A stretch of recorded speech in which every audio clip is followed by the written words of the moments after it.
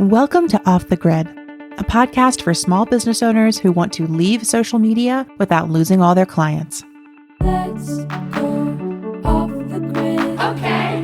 Let's go off the grid. Okay. I know that you really want to put your phone away. Yeah. Let's go off the grid. Hello, and welcome to Off the Grid, a podcast about leaving social media with your work, your life, your business, your friends. Or if you're worried that you won't have any friends if you leave social media, this is the place where you can come get inspired, meet cool people, and hang out with folks who get it, folks who are also stepping back or away from social platforms for a mix of personal and political reasons. I'm your host, Amelia Freebie, and next week, I have the honor of hosting the very first Off the Grid retreat. This is where we will be gathering around the themes of my new book, Your Attention is Sacred, Except on Social Media. And I will be joined by some amazing guests, like last week's podcast guest, Grace Allardyce, as well as interweb member Verena Burrell and my dear friend, Taylor Elise Morrison. Grace and Verena will be leading somatic experiences for us, and Taylor will be joining me for a conversation about softer visions of success. I will also be teaching 2 brand new workshops that I have not talked about anywhere else. So you will have to come to the retreat to join me for how to feel better on the internet and the keys to making your work resonate. I've prepped the material for those, and I gotta say, they're quite potent. So I highly recommend joining us for those workshops, for the retreat, if you are a fan of Off the Grid. And if this is your first ever episode, welcome. You can also join us for the retreat. Go ahead and dive right in. You don't have to tiptoe over here. We love an enthusiastic new listener. And by we, I mean me. You're welcome to the retreat too. And the only way to come to the retreat is to buy a book bundle. So if you've been listening to the show, you know that the book bundles include multiple versions of the book, as well as fun bonuses like postcards or phone wallpapers, and a free retreat ticket. So you can get the digital book bundle for only $40 USD or the print book bundle for $50 USD. And each bundle includes a retreat ticket for you to come join us November 5th, 6th, and 7th. That's next week. And then this podcast can be not only something you listen to, but something you experience live with other people. So I really hope that you'll get a book bundle. By doing so, you support me in making this show, you support me in self-publishing my book, and you support you in deepening your experience of stepping back and away from social media. And you're welcome at the retreat, whether you've left social media or not. What we all do together is co-create a new vision of the internet where it's not just full of extractive algorithms and generative AI, but it actually connects us again.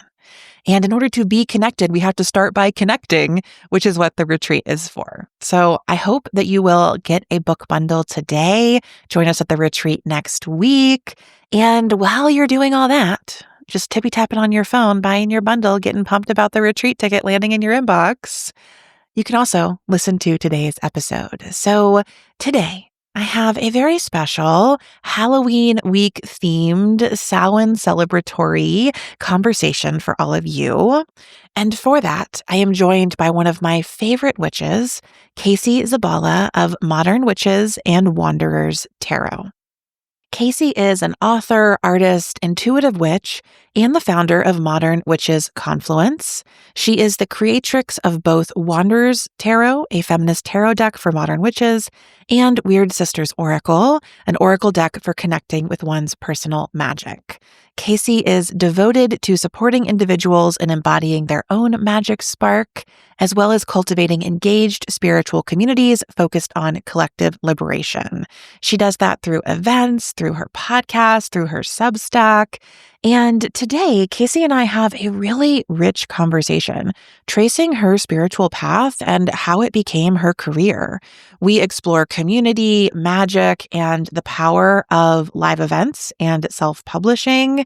And we also get into why Casey left social media earlier this year after really creating her quite successful business on it. I also do a bit of nerding out for the print folks among us, and we get into the nitty-gritty details of bringing both a tarot deck and a community anthology to life. We explore the highs and lows of collaborative creativity and magical manifestation, and I really think it is the perfect episode for this week where the veil is thin, as they say. Thanks so much for tuning in to this episode of Off the Grid. And stay tuned to your pod feed because on Friday, I'm going to be sharing something special with you in honor of October 31st itself. But for now, let's dive into my conversation with Casey Zabala. Hi, Casey. Welcome to Off the Grid. Hello, Amelia. I'm delighted to be here. For folks tuning in behind the scenes, Casey and I met virtually, I think maybe a year ago now. It was like last fall. We did some work together on your amazing podcast, Modern Witches Podcast. And since then, you have left social media for, I believe, yourself, for the show, for your business and community events project, the Witches Confluence.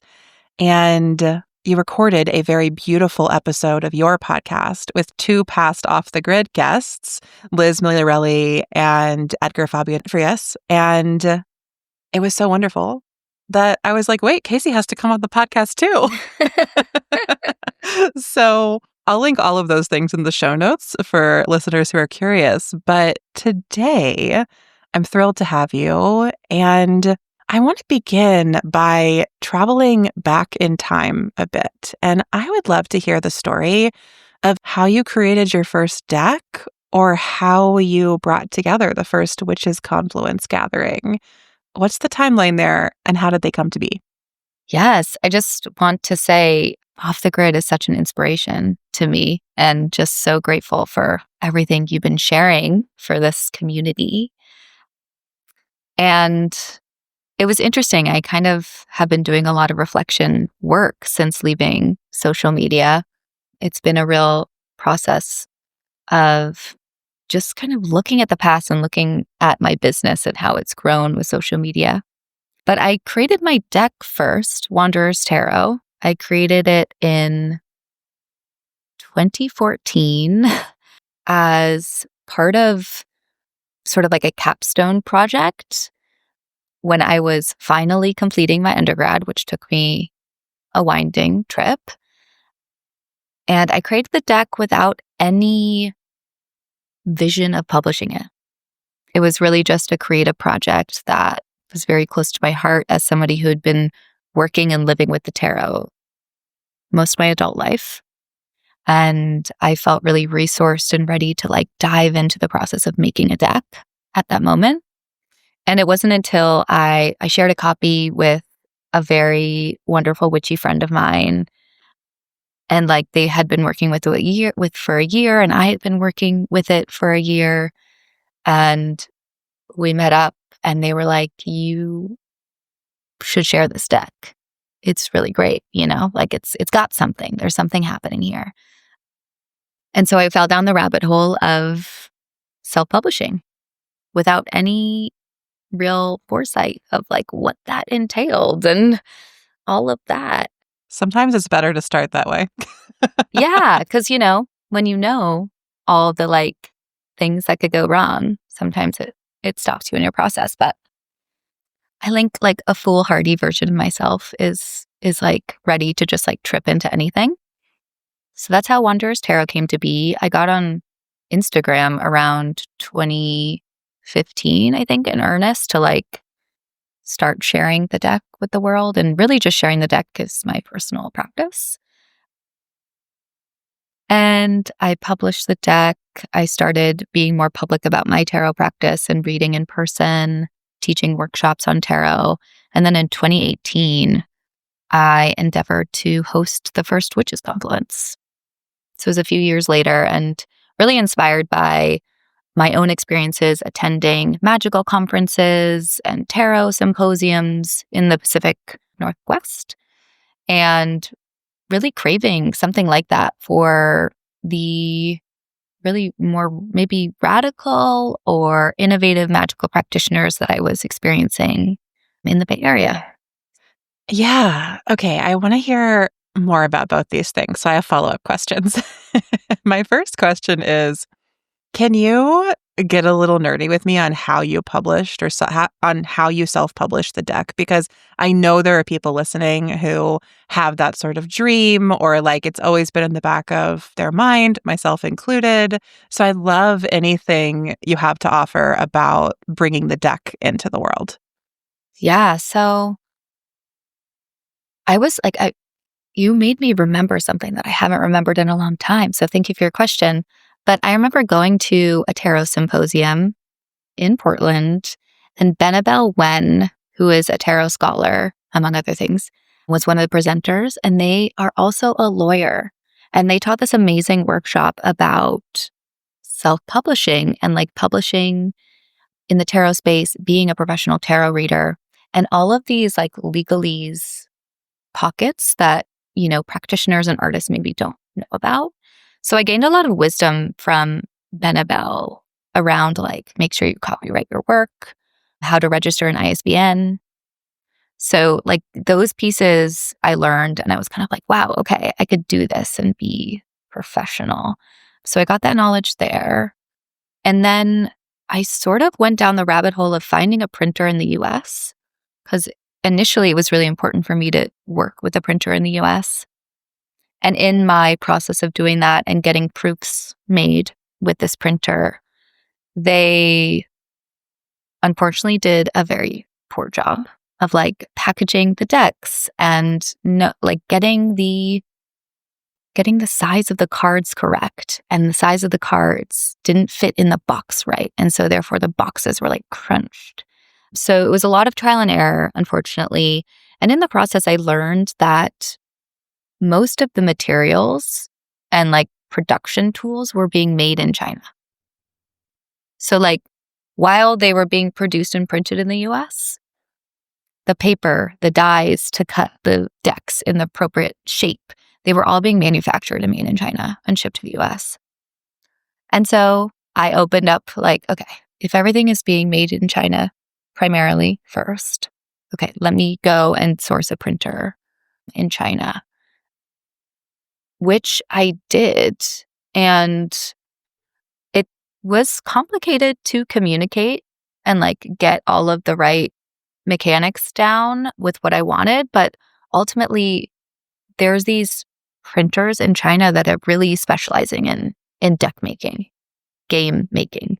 And so they have a real professional setup there.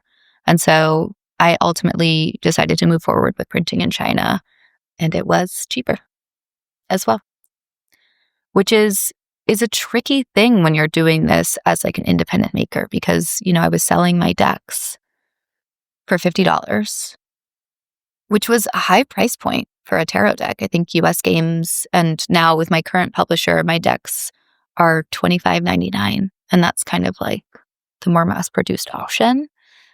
So it's a real give and a take. And I know a lot of independent makers that still print in the US, which I think is fantastic when you find the right person to work with.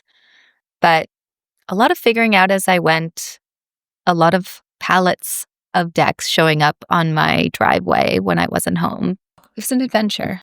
Yeah. Thank you so much for just sort of pulling back the curtain on that a bit, because I think that for me and for many people I talk to about self-publishing, we think of it one of two ways. Either it's like you wave a magical wand and it just arrives at your doorstep because you found like a sort of print-on-demand service that just does stuff.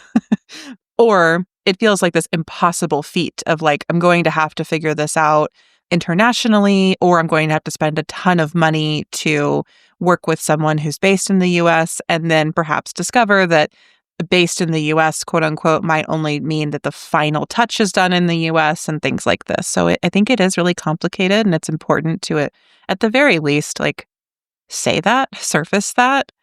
My next follow-up question then is sort of about that shift from self-publishing to selling the deck to a publisher. Like initially, were you just like shipping them all out yourselves and like from your own online shop? And then how did you get in touch with a publisher and how did all of that happen?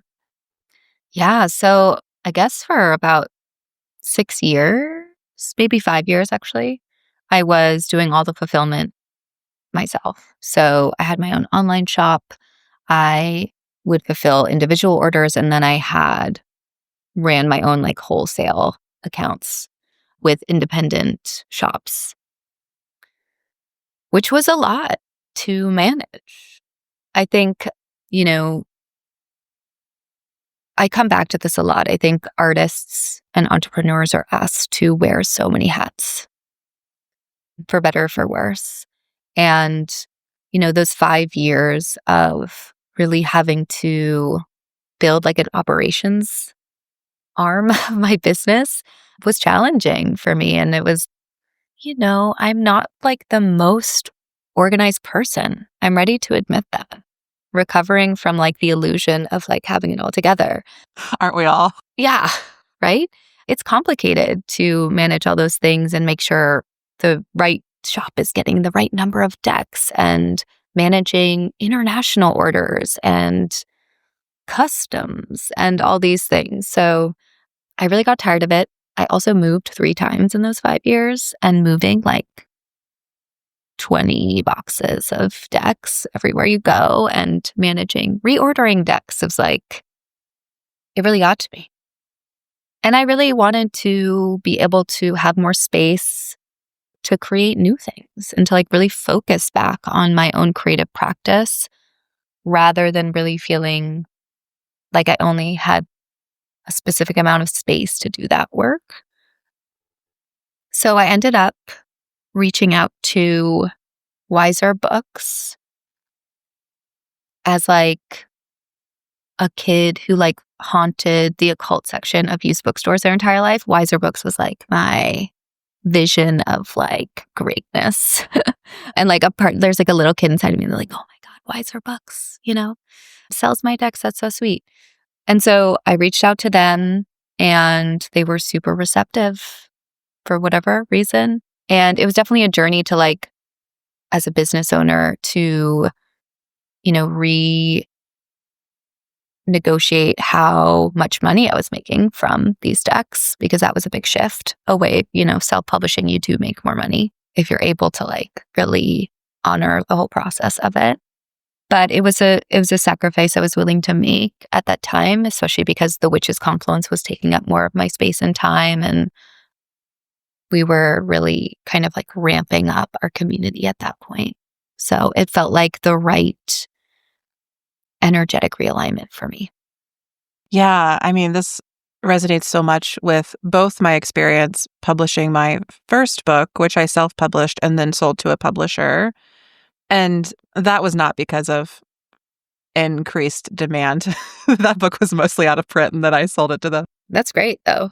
Like a win-win for me. It was just like, oh, more money for this thing I thought was done making money. But everything you're just saying did really inform my decision about how I was going to self-publish Your Attention is Sacred, because I knew that I would make way more money if I self-published it and self-distributed it, which means like worked with a self-publisher to print the book and got them all shipped to my house and then I sent them out. I knew that would make so much more money than if I either sold the book to a traditional publisher or self-published but did like print on demand and they just ship it every time. And so I knew I wanted to distribute it myself so I could make more money off the book, but I also knew I was not starting like an online shop I wanted to run forever. So the decision I made was that I would sell the book exclusively from my site through me for 2 months. And then it will be available through retailers. So the publication date of my book in my world was October 1st. But on the website of Barnes & Noble, it's December 1st, because that's when you can get the book just through print on demand retail. And I plan to stop selling the book on my personal site entirely by the end of 2025. So I'm learning from wonderful people like you and others, because I've been lucky enough to have some friends and colleagues show me behind the scenes what it takes to really commit to self-publishing and self-distribution. And I was like, I can't do this forever. Also, just I think the thing that really got me was am I going to go to the post office every day? Am I going to have a whole new relationship with my postal worker? Am I going to have to put up banners every time I leave my house for more than 3 days to tell people I'm not shipping? And that's where I was like, no, no, no, no, no. I don't want to do that. That's so real. That just made me cringe a little, just thinking about that. It's a lot of energy. It really is. The more money comes with much more work. So I do think it's important to consider. And thank you for walking back down that path of self-publishing with me for a moment. But I want to talk about The Witch's Confluence next, of course. So can you tell me more about what was that first gathering like? And then how did the community and the events evolve? Yeah. So the first gathering was in 2018 in San Francisco. And I think it was sort of the right moment. People really wanted to come together. People wanted to explore the witch phenomenon. It really was having kind of this wave of gathering interest. And I say that because I do feel like it was one of those right time moments for me to be reaching out to some incredible practitioners and being like, hey, I'm doing this thing. You don't know me at all. Do you want to come and speak? And the ethos around that initial curation was really about centering diverse voices in the witchcraft space, really about paying witches for their contributions. So I definitely was making sure that everyone was feeling very supported and joining in this conversation. And I learned a lot. That first year was a little bit of a trial by fire, I would say. I haven't spoken too much publicly about this, but there was an initial individual that I had decided to speak, and I announced them on our Facebook page because that's what we did at the time. And then there was this outcry because this person was being sort of labeled as a TERF. And so the community really came forward. So there was controversy in this first year, which I think created a lot of energy around what we were doing, what was happening. And my ethos has always been inclusion. And in my world, people who exclude people are not centering inclusion. And so therefore I had a long conversation with this person who was being called out. They weren't willing to be forward and honest with me. And so I decided to deplatform them, and hoping that I would be really centering the safety of my community. And it was a really challenging time. Starhawk was also one of our keynote presenters. And I had an in-depth conversation with Starhawk. She created this council to sort of mediate this situation. And I was really at the beginning of my career in this space. And it felt so much like an initiation into the witch wound and what we do when we really devote ourselves to the life of witchcraft and really being in our witchcraft practice and bringing witches together. There's going to be a witch wound trigger. And it came really hot and challenging in the moment. And I really learned a lot. And I think about that as I'm sharing this as our first year of starting this community project, because the Witches Confluence has always been about kind of wrestling with the challenges of being in community and spiritual community and not shying away from, topics like cultural appropriation, the messy work of like sharing space with spiritual people and respecting difference. And that's kind of how it's played out from the beginning, is like, okay, we're doing the work. This is actual serious witchcraft. Even though it's about bringing our community together, we're not necessarily doing this from a place of like, this is a fad, this is a cool thing that people are into now, you know? So yeah, the Witches Confluence, it's when we gathered that year, it was amazing. Like we sold out, everyone came out. We had 2,000 people come to the marketplace. We made it on local news. It was such a wonderful and intense beginning to the community building project that evolved through the pandemic and to today. So, Yeah, thank you so much for sharing so openly about the beginning of this community and this event. And also just, this has always felt true to me as I've followed along from afar, but how centered your work and the Witches Confluence is in the value of inclusion and in not shying away from the witch wound or other wounds that arise when we gather. And really, in my mind, representing a sort of clear alternative, grounded alternative to the sort of what I would call like fakeness of the love and light community that like disavows difference, rejects disagreement, and sort of forces everyone into sameness in order to feel a sense of belonging or inclusion, which is supremacy culture. And I really appreciate how you're emphasizing that actually, like, what makes the gathering meaningful and what gives the magic of this its depth is our diversity and is our ability to come together with our differences intact. And I do not underestimate how challenging that is. And it sounds like it was challenging, but ultimately only richer for it. yeah, absolutely. Thank you for that. I do think, gosh, especially in 2020, we saw like such an explosion of this, like these new age, supremacy ideations in the spiritual space. And it just does feel so important to be able to like wrestle with difficulty.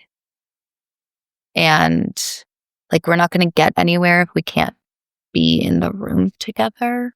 So it's big work. And I think I noticed, being on social media doing this work, so much of it was like collapsed or flattened. And I think a lot of people couldn't quite understand or see or feel the depth of what we were creating when we were gathering in person and digitally. I was really noticing that. Yeah. Oh, that's so interesting. At this point, I think I can say confidently that, like, I believe deeply in transformative justice and reparative justice. And I don't think those practices can happen on social media. Like, they actually have to come into the room or an embodied space with people. And I'm even struck by how a phrase like deplatforming has somehow come to mean just like taking away people's followers or like unfollowing them, which is not like the origin of terms like that, or is not like how they're originally intended. And I don't think like how you're using it. When you do work to like shift someone's role in a community or in a hierarchy, that doesn't just mean unfollow them if you're coming from some of these more justice-based frameworks. So I'm curious, what is the Witches Confluence now? And why did you decide to leave social media? Was that a part of the things you were noticing on social media? Was it more about how you were personally feeling in the virtual spaces? Can you sort of bring us up to the present for your work? Sure. Yeah. So the Witches Confluence transitioned online in the pandemic, and we hosted online conferences for a few years. We went back to in-person gatherings slowly in 2022. We did an event in LA. And then we came back for a conference last year in 2024. All throughout this time, like the landscape of how people show up has shifted dramatically. I think it's still in motion at the moment. I personally went to grad school during that time. I had a child. I became a primary caregiver for my mother. And so there was like a lot of personal transformation happening that was really taxing my own ability to like show up fully and like hold this community in these various ways that was like transforming. So I decided to start the podcast, I guess, in 2022 as a precursor, almost like as a research project for the anthology that came out last year. And that was feeling really nice because it was an opportunity to like have deeper conversation with people and really highlight these diverse practitioners that we were bringing together. So that was feeling good. And along the way, social media started to feel like a chore. It started to feel like an energetic drain on what our central like goals were of connecting people. And there were definitely an increase in trolls, I would say. And I got to preface what I'm going to say by saying, whenever you do anything in the spiritual realm, there are people who I would say are like suffering from mental illness that pick up on spiritual language and like get really tangled up in it. And so I experienced a lot of like emails, comments on our social media that were just sort of wild and verging on harmful. And it became kind of difficult to like keep up with that, quite frankly, and to like manage that piece of the social media experience. And so that was one thing that was sort of like feeling like a drag. And I started talking about getting off social media in like 2022, I think, because it was just feeling so counterproductive to this goal of like depth that I mentioned before. And in 2023, I decided I wanted to do another event, like come back to San Francisco. And I was like, I'm going to pare this back. It's going to be simpler to manage. And it wasn't, because that's hard for me.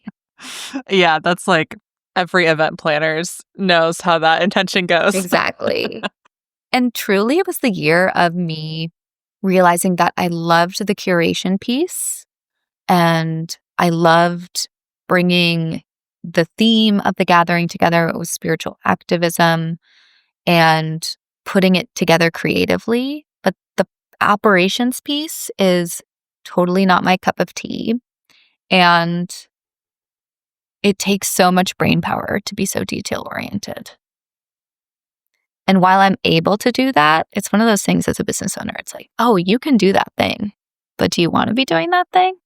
So it was like that kind of opening moment for me.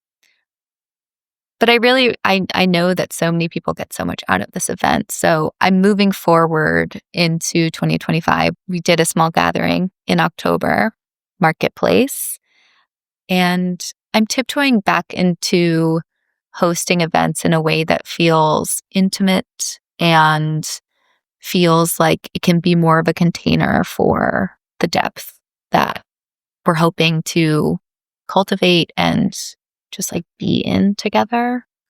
And I also hope to continue to explore that space on the podcast. I'm really feeling like what you're saying maps onto a lot of how I've also witnessed just the internet landscape change over the past decade. There was this sort of period in the 2010s when social media really grew exponentially. And there was this sort of magic of like, now we can connect with everybody. And then that started to shift and it started to feel more like, now we're connected with everybody. Yeah. and I think that in that process, what happened was just, it was very clear that there is not a global set of shared norms or conventions for how we should be together online. And there was not even a golden rule on the internet of treat others how you would like to be treated. Or even if there was, how other people would like to be treated may not be how you would like to be treated. And also, like, many of us don't even really share the same realities these days. And so it becomes very hard to ground any set of shared norms or conventions. It's like grounded in what world? And I think that, combined with the public health effects of the pandemic, have just led to both online and offline spaces shifting to be more clear and more contained and more curated around, like, what are the values of this space? What are the boundaries of this space? What are the community guidelines here? And also, I'm just noticing more and more of people's activities moving away from the sort of broadcast channels of social media and into more of the, like, carefully selected back channels, I guess I could call them, of Discord servers and paid communities and calls that you're on where you share everybody's name and you have to be present. I'm really seeing more of those types of communities arise, I think, because people are craving that intimacy you're mentioning, and just the general overwhelm of what it actually means if anybody can come to something, and the sort of, adage of, like, if it's for everybody, it's not for anybody. I think that applies to social media and the internet and our online spaces. Can you walk me through, like, the sort of final weeks or days of your decision to leave social media, and, like, what's the status of Modern Witch's Instagram presence or your Instagram presence? How are you thinking about it now? Yeah, no, I appreciate this question. And I also appreciate everything you just said, because I just want to mention, like, Modern Witches always had a statement. We always had our mission statement very clearly on the website. Our statement of intention is there. We have statements of solidarity. We have been really trying to make sure people understand our values. And on social media, you have to keep reminding them and signaling to them what that is. And even if you're signaling constantly that, we should end the genocide, people will still say, "What's your stance on Palestine?" It's like, you're not seeing what we're putting out. You're not seeing our signaling even. That was a big push for me. It's like there were people still kind of questioning our values, even though we were screaming them from the rooftops on Instagram. And so it really felt like that container was no longer clear or, like, viable for us to clearly communicate who we were. And I similarly had people call me out on my own Wanderer's Tarot page of, like, "What's your stance on Palestine?" when I would be posting about it almost every day. And so it was this moment of, like, okay, this isn't working, And I think I'm definitely somebody who, I have very clear values. I have a very clear political framework. And when somebody questions that or totally misreads me, it's like, whoa, something is very wrong here. And so that was a big, big reason why I was like, okay, time to pull the plug on Instagram. And so in those final moments, I stopped posting frequently. At this point, I was like, okay, I need to step back. So I was already doing less. And then whenever I did post, I was kind of sharing a message of, I'm posting this because I'm leaving. I'm no longer going to be using this platform, sort of really reminding folks that they should join my newsletter, they should subscribe to our podcast, and that, like, the page was no longer going to be active in any way. And so I feel like that's more clear on my personal page at this point. And that's just there as, like, a profile placeholder. Although this conversation had me, I was, like, prompted to be like, I need to look at that again. It's been a while. So maybe that will be updated and clarified, because we know people need to be told things many times on Instagram.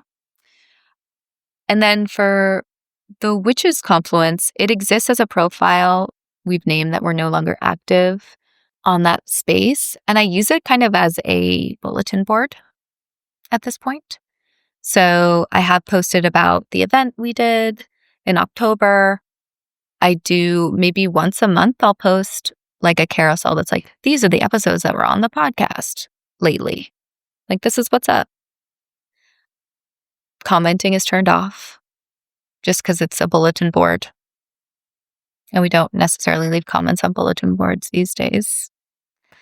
So yeah, it's just a placeholder, really, like a stepping stone, hopefully, to a place where folks will go engage with our Patreon or podcast and join our newsletter. I really love this bulletin board metaphor and methodology for approaching social media. And I can really imagine inviting listeners or my interweb members to be like, okay, if you're going to put it on your social media board, then it should be something you're also going to put a flyer out in the world for. And how can we, really like think about the actual billboards at our local coffee shops or bookstores or libraries? My library has a great bulletin board. And be using those physical spaces to share as often as we are our virtual spaces. And of course, I understand that for a podcast, like I'm not really going to go flyer my neighborhood every time I put out a new episode. But also, like, what if I did? you know, or if at least like twice a season I went out and put up flyers for the podcast. I say as someone who has never put up a flyer for my podcast. So this isn't a judgment, it's an invitation to think about these sorts of metaphors. And what I really like about what you're saying is the mixing of, a offline and online strategy and doing similar things in both places, not just thinking of Instagram as its own world, but thinking of it as a bulletin board. And also, that I imagine is informed by the fact that your gatherings have been online and offline, that you've brought people together in many spaces. I assume also your magic works online and offline. And so you're blending these things. And I feel like so often I hear from people, they're thinking like either or, like your business has a physical location or it's online. You do your marketing on the internet or in person. But I'm always drawn to, sort of mixed methods in these spaces. Mm-hmm. Yeah, I have just had a bunch of flyers printed and now I'm like, okay, time to get out there. Gotta just put some time on my calendar. It's like, you're not sitting at your desk today. Marketing is in the world today, which is nice. It's like my studio is above a Pilates studio. And so go downstairs, meet the neighbors, say hello. Hi, I'm your weird tarot reader, astrologer neighbor. I love hearing the music you play in your classes. Here's my flyer. It's a new challenge, and I think it's a really welcomed one in these moments where we've become accustomed to this really like fractured way of connecting online. And I think as intentional people, spiritual people, it's so important to like really ground back into these interpersonal spaces. Mm-hmm. I'm loving this conversation. And I also want to weave in your book, which is called A Confluence of Witches, a Modern Witches Anthology. It has, I believe, at least a dozen contributors, all amazing witches in their own right. 22. Almost 24. Can you tell me where the idea or the spark of the book came from and how you brought it to life? And then also, like, why not self-publish this? What made you decide to go the traditional publishing route? Yeah, well, I think it was around the time when I was feeling super frustrated by the content black hole that was Instagram. Like I felt like we were just like churning out all this content and it was just kind of like evaporating into the mist. And also, we were hosting these amazing gatherings. The in-person ones that we did pre-pandemic, they weren't recorded. They were just ephemeral in the moment experiences. And so I really wanted to create something archival that could capture what the community had been exploring over the course of its existence. And it felt right to pull together all of these individuals that had already contributed something to our community in one way or another. So it started off, the process of it. I wasn't sure what it was going to be necessarily. I knew I wanted to bring these people together.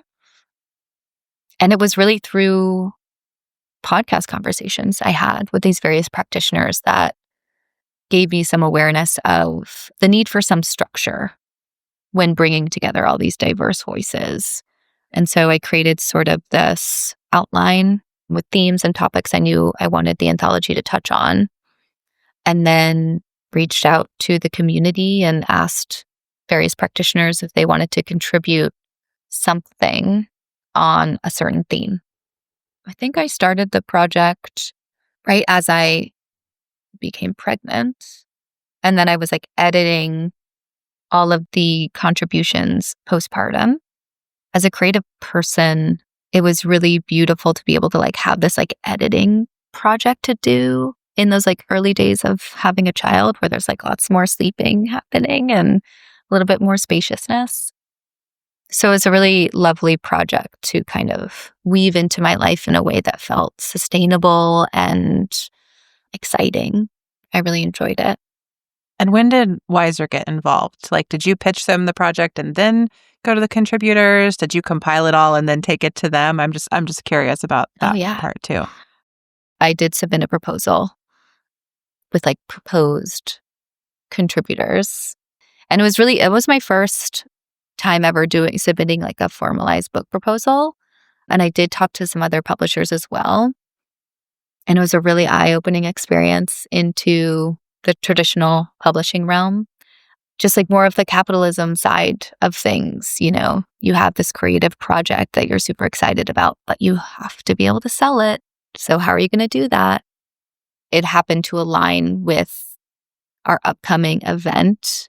So I think folks or publishers were more keen that we had this like marketing arm really like fleshed out and like built into what we were offering through the anthology.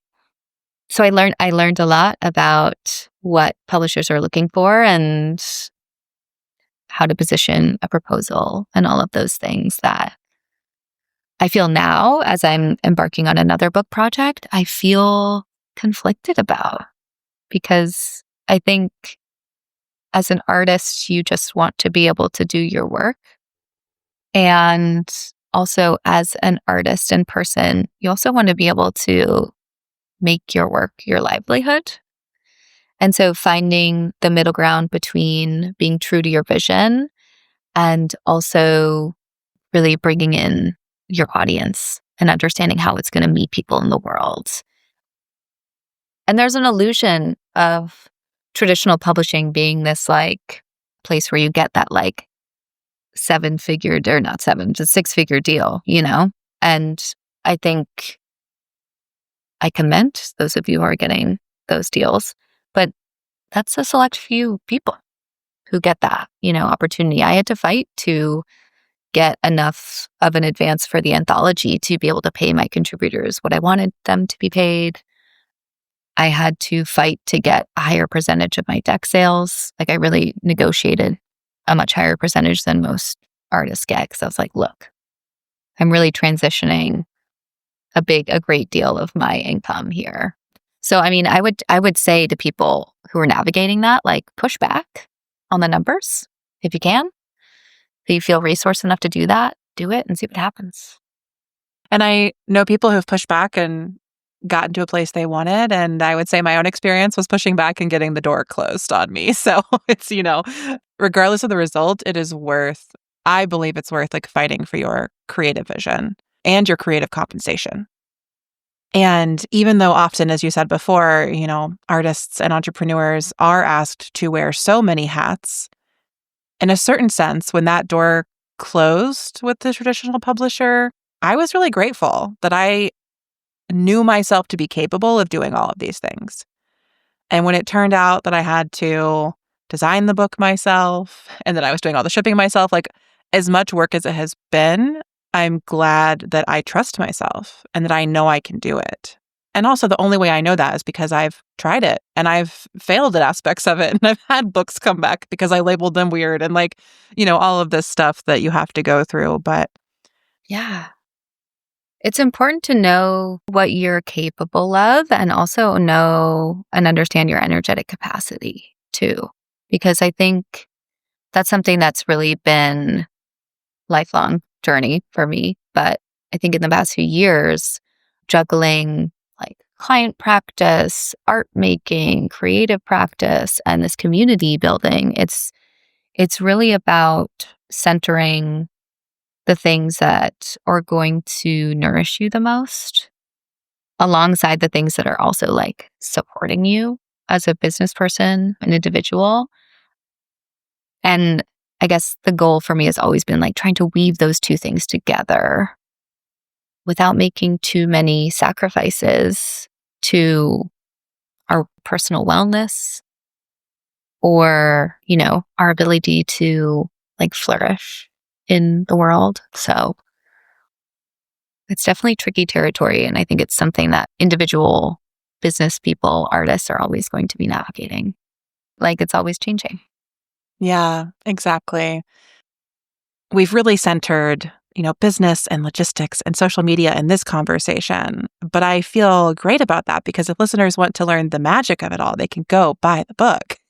They could go get A Confluence of Witches, which is full of magical practices and spiritual practices and ways you can bring yourself back to yourself at the end of a hard year, as well as make, I think, deeper, more magical connections with other people and beings to support you as we move into 2026. Yeah, there's so many treasures in our anthology. And just as I've like pulled back from social media, I have to say the real gift is the ease I feel with returning to myself, like the greater ease I have in grounding back into my values, into my identity, and into the community and the like landscape that I exist within is such a treat. Casey, I was wondering if you might read us an excerpt from the book's introduction to take us out today. Would you mind giving us a taste of your words? Absolutely. Genuine Witchcraft is an anti-capitalist project aimed at reconnecting or reforging our innate bonds with nature. Nature is not separate from our bodies. Nature is not an external resource to be exploited. In modern witchcraft, the moon is our ally, a part of how we connect with ourselves and with the organic cycle of growth and decay. The moon is known to affect the tides of the great waters that blanket our planet, as well as the tidal flow of blood and water in our bodies. The moon is a living, changing, spiritual entity that has come to symbolize the divine feminine within each of us, our receptive powers of intuition, and our magical intuitive need for both rest and renewal. The moon is the witch's most basic ally. The moon is no more our enemy than we ourselves can become under the calculated project of the patriarchy. The true enemy of modern witchcraft are the dominant forces at work, tricking us into believing that the moon is nothing more than an inanimate piece of space rock reflecting the sun's light. Our collective adversary are those who wish to indoctrinate us into believing that our Earth is not sentient, that we are not innately powerful, capable of generating real change in our lives and in the lives of others. That's so beautiful. I love that last piece, flipping it from the adversary to ourselves, that we are innately powerful, capable of generating real change in our lives and in the lives of others. Yes. Yes, absolutely. Feels like a spell. Thank you for reading that and casting that tiny spell with me here today. Is there anything else you want to say to listeners before we sign off? I just want to remind folks that I am returning to deepen my client practice. So if you are looking for support on your magical spiritual journey, I'm here. And I'm offering intuitive tarot, astrology readings, as well as like seasonal invitations to ground at the wheel of the year. So would love to connect. Folks can find that at wandererstarot.com. You can also find the podcast and other work at modernwitches.org. And I will link everything in the show notes so that you can connect with Casey Thank you so much, Casey, for joining me today and for having this conversation. Thank you so much, listeners, for tuning in. If you're listening to this when it comes out, our Your Attention is Sacred retreat experience is happening next week. So come hang with me for 3 days on the internet to talk about how to feel better online, how to make your work resonate, and softer visions for success. It's going to be a good time, and there's going to be little community chats and breakout rooms to meet other people who love the show as well. If you're craving those more curated containers for connection, that will be happening at our retreat. I'd love to see you there. And otherwise, buy Casey's book, buy my book, and until next time, we will see you off the grid. Thanks for listening to Off the Grid. Don't forget to grab your free Leaving Social Media toolkit at offthegrid.fun/toolkit. This podcast is a Softer Sounds production. Our music is by Melissa Caitlin Carter of Making Audio Magic, and our logo is by Natelier Studio. I'm your host, Amelia Ruby, and until next time, I'll see you off the grid and on the interweb. Let's go off the grid. Okay. Let's go off the grid. Okay. I know that you really